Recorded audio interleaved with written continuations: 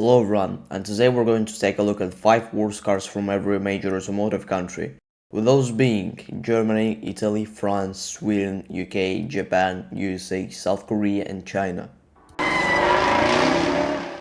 Germany has a legendary reputation for making one of the best well-engineered, designed, precise, and sometimes even over-engineered automobiles, which are made for breaking records.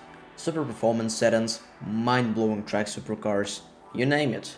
However, they made some really questionable cars too. By questionable, I mean actually really questionable. 203 C-Class Coupe. Alright, so a C-Class based sport coupe.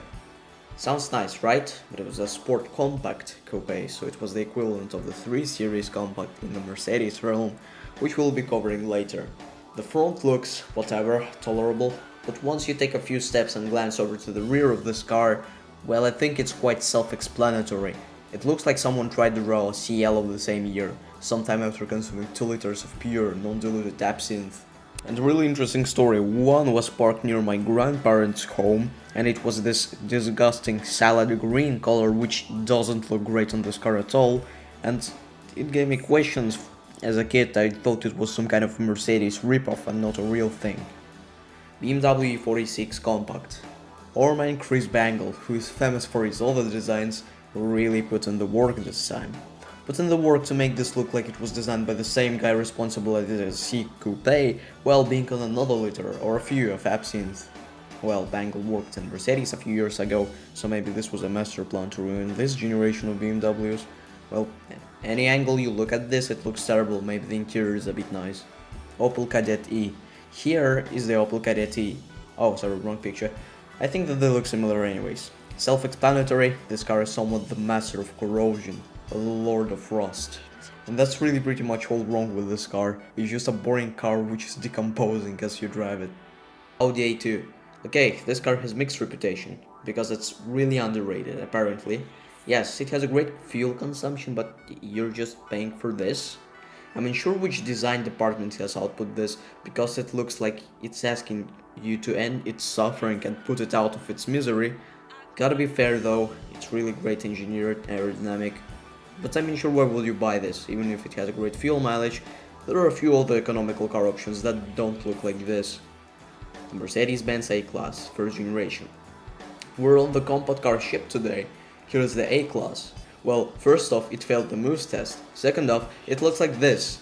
It's so bad, in fact, that Americans import them and poke fun at them. And they're quite right, well Dagon Muro. It's a flagship brand whose image associates with this luxury performance and not this. The reliability is also a bad reputation. I don't know why would you buy this when Golf exists. You're just paying for the brand which outputs a worse thing.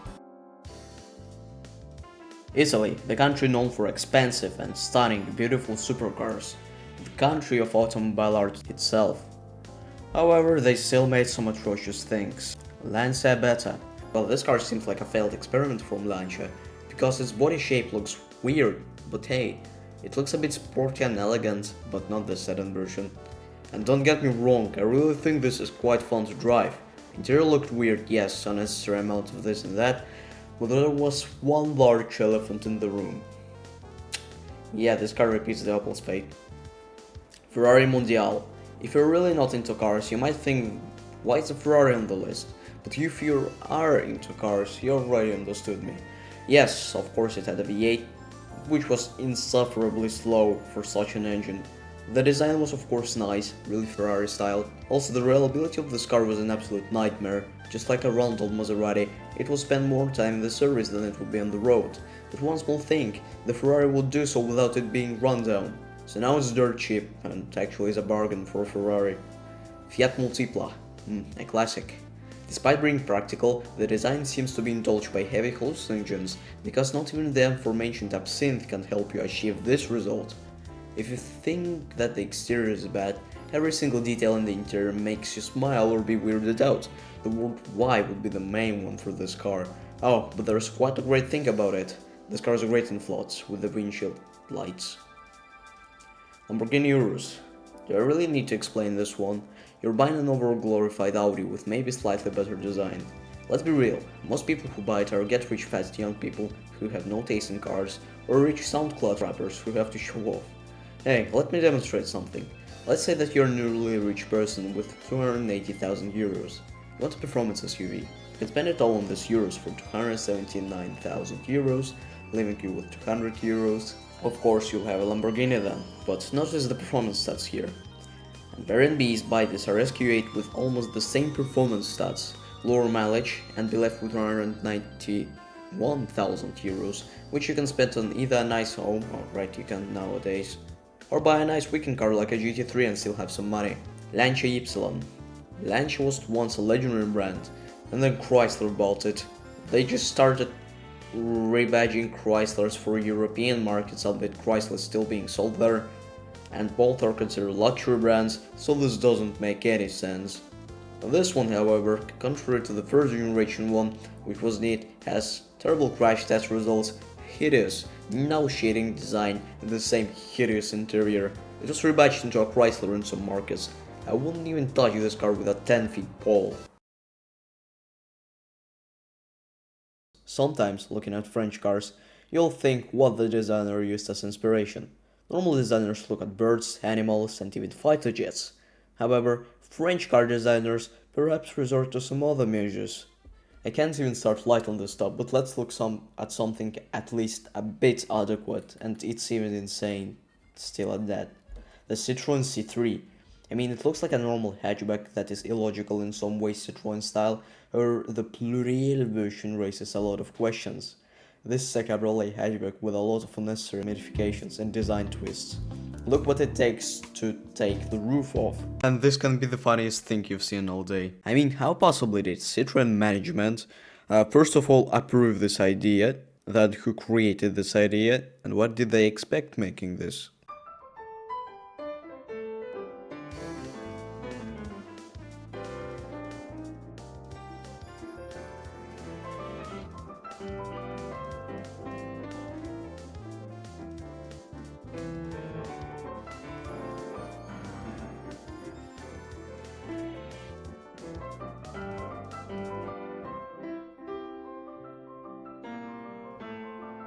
The reliability is extremely bad as well. Renault Velsatis, a business hatchback. Besides being that, it looks like a vacuum cleaner. The engines aren't great either, but it was owned by the French president. The interior is surprisingly luxury, although having some very weird design features. For example, the steering wheel looks like an Audi one. Once again, I don't think that French people are pioneering their designs, they're just complicating things that shouldn't be complicated. Peugeot Ion. I mean, besides looking like it was designed in a span of full launch break, it is not even original. It's a rebadging of a bad Mitsubishi EV, the IMEF. Citroën C0 goes here too. They didn't change anything in the interior design either besides their badge. Peugeot 1007. The theory that the French people use some other resources as inspiration might confirm well here, because I don't think a sober person would put sliding doors on a subcompact hatchback.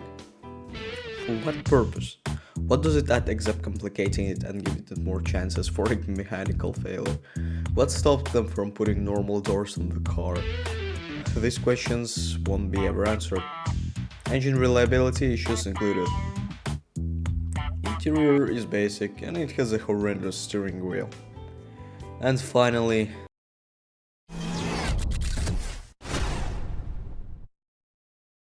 a sports minivan.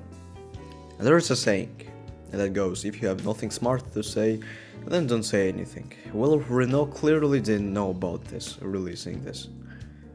You can only play a guessing game trying to figure out what did the engineers use to achieve visions of this result and where did they buy it. Besides being that, it has the ergonomics that nobody would figure out without a manual or an advice. For example, volume buttons under the steering wheel. I understand Renault is Spacia, but why do you need to make a sport version of it? It's not like somebody's gonna take it to the track. I mean, to be fair, the design looks still modern today. After having so much French cars on my screen, of course it's gonna cause damage both to the monitor, which I'm trying to cleanse, and to myself, so I really put effort into this.